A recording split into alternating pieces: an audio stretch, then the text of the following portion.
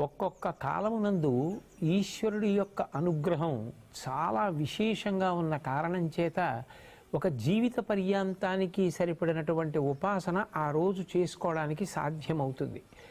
అటువంటి వాటిలో ఒక తిథి మహాశివరాత్రి. అందుకే జన్మానికి ఒక శివరాత్రి అని పేరు వచ్చింది.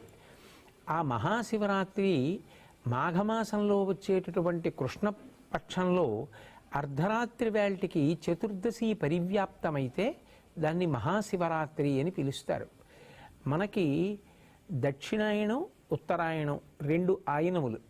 ఇందులో శ్రావణ మాసంలో బహుళపక్షంలో వచ్చేటటువంటి అష్టమి తిథి నాటి అర్ధరాత్రి వేళ కరచరణాదులతో కృష్ణ పరమాత్మ ఆవిర్భవించారు.